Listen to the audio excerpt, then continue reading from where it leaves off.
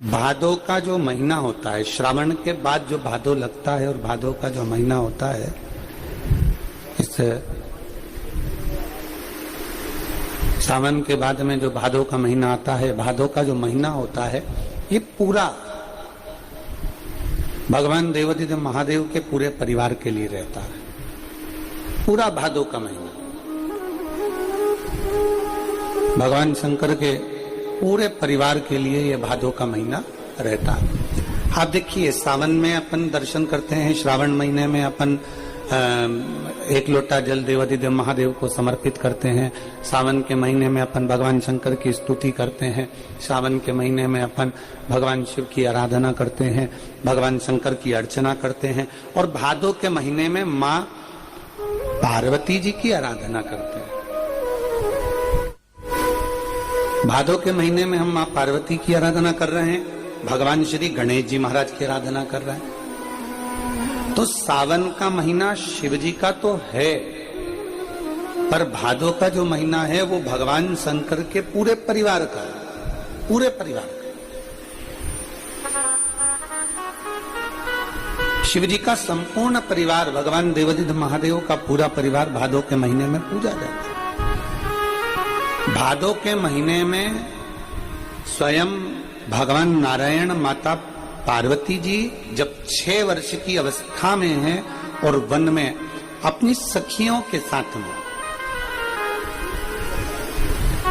तब साधना करने के लिए जब विराजमान होती हैं, तब करते करते करते करते करते करते जब उन्हें शिव का दीदार नहीं होता, शंकर का दर्शन नहीं होता, तब माता पार्वती भगवान नारायण स्वयं आकर पार्थिव लिंग के पूजन का वर्णन करते हैं। अब कई माताएं ऐसी हैं, कई भाई ऐसे हैं, कई बहनें ऐसी हैं जो शिव महापुराण की कथा को सुन सुनकर मंदिर जाती हैं।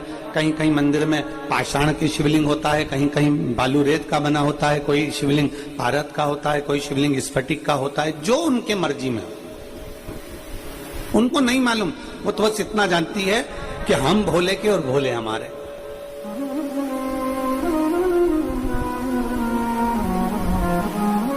कई कई माताएं कहती हैं, गुरुजी हम जिस मंदिर में जल चढ़ाने जाते हैं वहां का जो शिवलिंग है उसकी दिशा पूरब में, कोई कह देता है पश्चिम में है, कोई कह देता है दक्षिण में है, कोई कह देता है उत्तर में है, कोई कहता है हमको मालूम ही नहीं कि हम जिस मंदिर में जल चढ़ा रहे हैं उसकी दिशा किस ओर है। क्या हम मंदिर में जल चढ़ा रहे हैं और भगवान शंकर हमारे जल को स्वीकार कर रहा है? क्यों नहीं करेगा? भगवान शिव उसको स्वीकार क्यों नहीं करेगा? भगवान शंकर क्यों ना स्वीकार करेगा? बस क्या चाहिए? भगवान शंकर ये नहीं देखता कि तुम भगवान शिव को क्या दे रहे हो। मेरे ओघड़दानी, मेरे शंकर भगवान तो कहते हैं कि निर्मल मन सो मोहि पावा, मोहि छल छिद्र कपट ना भावा। तुम दिल से, हृदय से मुझे जो चढ़ा रहे हो मैंने उसको स्वीकार करा। भादो का महीना मेरे शंकर के पूरे परिवार का है। जब हरतालिका तीज का फुलेरा बनता है, उसके दूसरे दिन गणेश जी आ जाते हैं। गणेश जी के बाद रिद्धि सिद्धि आ जाती है। रिद्धि सिद्धि के बाद स्वयं षडानंद कार्तिक आ जाते हैं। षडानंद कार्तिक के बाद में नारायण लक्ष्मी को लेकर दिवाली के टाइम आ जाते हैं। ऐसा शरद पूर्णिमा की चंद्रमा आ जाती है, अमृत तत्व बरसने लगता है। हरतालिका तीज के बाद त्योहार क्यों चालू होते हैं? भादो की हरतालिका तीज के बाद में, हस्त नक्षत्र के बाद ये त्योहार क्यों चालू होते हैं? क्योंकि भादो के महीने में जो फुलेरे का दर्शन कर लेता है तो उसके घर में बुद्धि के देव गणेश, उसके घर में रिद्धि सिद्धि, उसके घर में लक्ष्मी नारायण, उसके घर में स्वयं देवता सब आकर विराजमान होना चालू हो जाते हैं। ये फुलेरे का महत्व है। माता पार्वती जी ने भगवान देवाधिदेव महादेव से जब अपने मन की बात का एक भाव प्रकट किया, संतान प्राप्ति के लिए एक सुख का अनुभव कराने का भाव किया। और एक बात अपने भीतर उतारिए, जैसे एक संतान हो जाती है, मान लो एक बच्चा हो गया, एक संतान हो गई, और एक संतान होने के बाद में दूसरी संतान हो ही नहीं रही। किसी को 10 साल हो गए, किसी को 8 साल हो गए, किसी को 5 साल हो गए, किसी को 6 साल हो गए, किसी को 9 साल हो गए, किसी को 12 साल हो गए, दूसरी संतान हो ही नहीं रही। आपने डॉक्टरों को भी दिखाया, इलाज भी करवाया, फिर भी संतान का सुख नहीं है। तो शिव महापुराण में बेलपत्र के वृक्ष का बड़ा सुंदर भाव कहा। जिसको संतान का सुख नहीं है उसको सफेद आंकड़े की जड़ का प्रयोग करना चाहिए, और जिसके घर में एक संतान हो चुकी है और दूसरी संतान नहीं हो रही है, 8 साल 10 साल 15 साल 20 साल 22 साल हो गए और दूसरी संतान का अगर सुख नहीं है, तो उसके लिए बेलपत्री के वृक्ष के नीचे का एक भाव बड़ा सुंदर कहा गया। किसी भी सोमवार से आप ये प्रयोग करना प्रारंभ कर सकते। 11 रुद्र होते हैं, 11 रुद्र होते हैं। एक सोमवार को बेलपत्री के वृक्ष के नीचे जाइए और बेलपत्र के वृक्ष के नीचे जाकर एक एक रुद्र का स्मरण करें। करना क्या है, बेलपत्री के वृक्ष के नीचे जब आप जाएं तो बेलपत्र के वृक्ष के नीचे की ही मिट्टी का एक कुंड, आप लोग क्या कह सकते हैं यहाँ पर, हम क्या बोले उसको, जैसे मिट्टी का एक कटोरी बनाते हैं ना, क्या बोलते हैं उसको, कुंडी बना देते हैं मिट्टी की। बेलपत्री के वृक्ष के नीचे की ही मिट्टी, उसी मिट्टी का एक छोटा सा एक कुंडा बना दो उसको मिट्टी का। जितने लोग आस्था चैनल पर सुन रहे हैं, जितने लोग फेसबुक यूट्यूब पर श्रवण कर रहे हैं, बड़े ध्यान से सुनिएगा, सावधान। मिट्टी की कुंडी बनाई, उस कुंडी में जल समर्पित कर दिया और जल चढ़ाने के बाद में एक घी का दिया लगाकर वहीं पर थोड़ा सा मीठा, कुछ भी जो आपके पास में हो, घर में जो भी उस समय पर आपके साथ में हो, या तो दूध घर का मीठा हो, जैसे मावे का, खोए का हो या खीर हो, तो वहीं पर एक कटोरी में थोड़ा सा रख दीजिए और उस कुंडी में जो जल चढ़ाया गया है वहां पर उस बेलपत्री के वृक्ष के नीचे भगवान शंकर के 11 जो रुद्र हैं उसमें से एक एक रुद्र का आपको स्मरण करना। 11 रुद्र का नाम क्या है, तो पहले नंबर पर आता है कपाली, दूसरे नंबर पर आता है पिंडरक, तीसरे नंबर पर आता है भीम, चौथे नंबर पर आता है विरूपाक्ष, पांचवें नंबर पर आता है बिलोहित, छठे नंबर पर आता है शास्त्र, सातवें नंबर पर आता है अजपात, आठवें नंबर पर आता है अहिष्णु, और 9वें नंबर पर आता है शंभु, 10वें नंबर पर आता है चंड और 11वें नंबर पर आता है भव।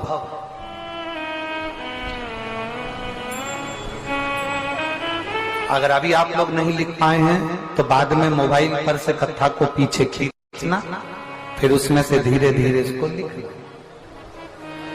एक रुद्र के नाम से एक कुंड का निर्माण करा, पूजन करी, घी का दिया लगाया, वहां जो मीठा रखा है उसको लिया, कुंड में से थोड़ा सा जल लिया, बेलपत्री के पेड़ के नीचे आचमन किया, जो मीठा रखा है वो ले जाकर रात्रि के समय पर सोने से पहले पति पत्नी उसको पाए और साथ रहे।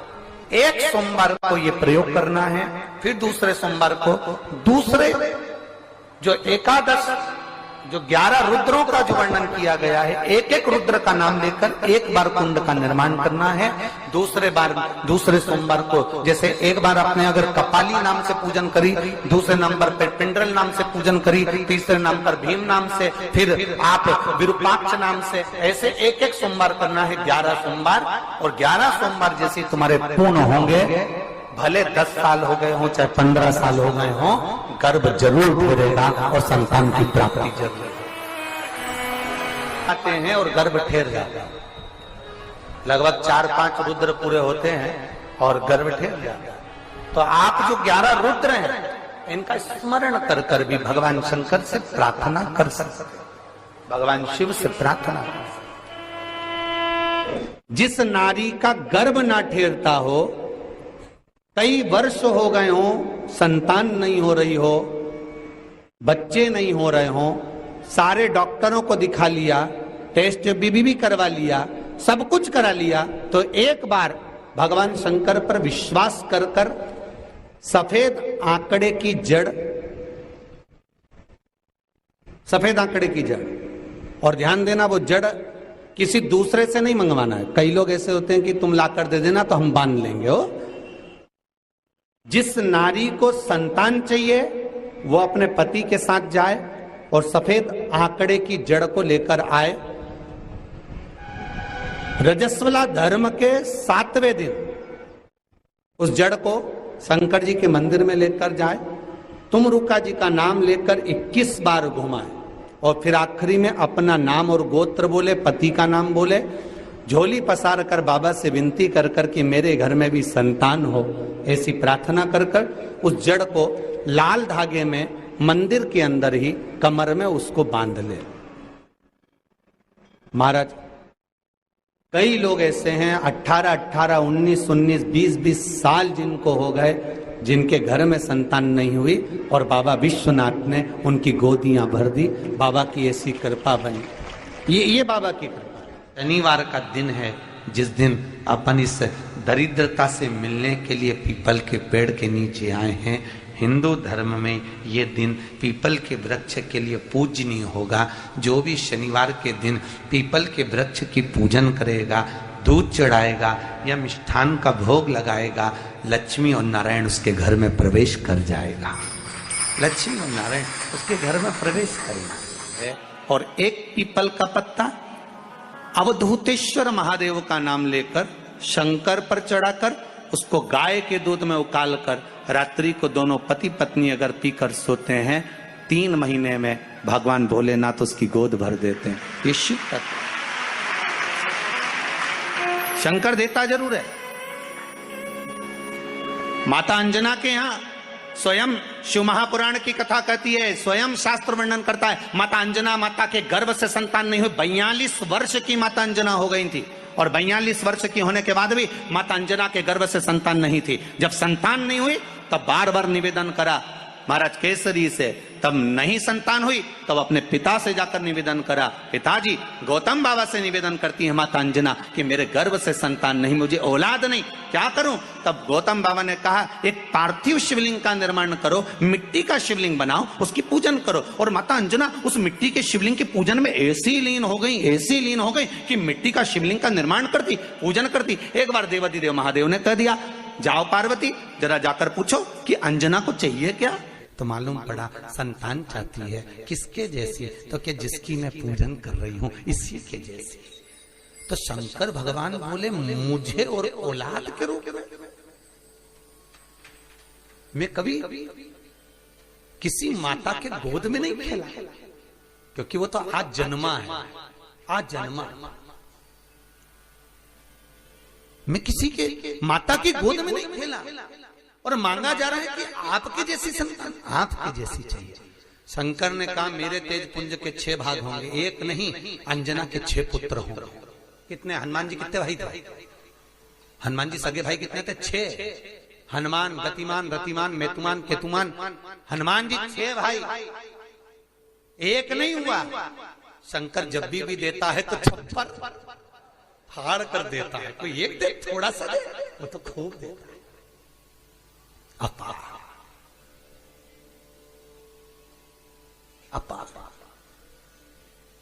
बस ये है कि शंकर परीक्षा बहुत लेता है, देता छप्पर फाड़ कर है पर परीक्षा पूरी लेता है।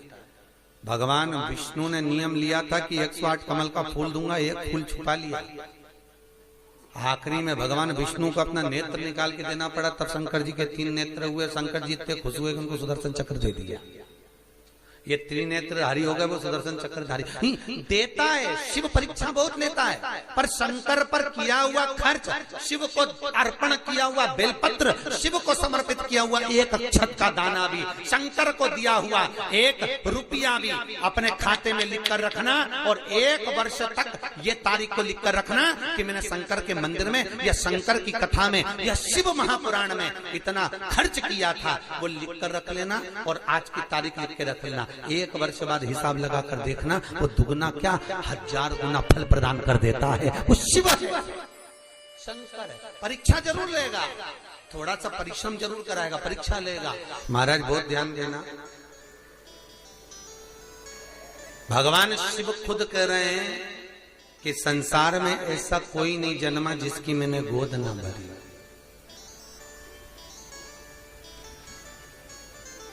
कई लोग कहते हैं महाराज जी औलाद नहीं है, संतान नहीं है, बच्चे नहीं है।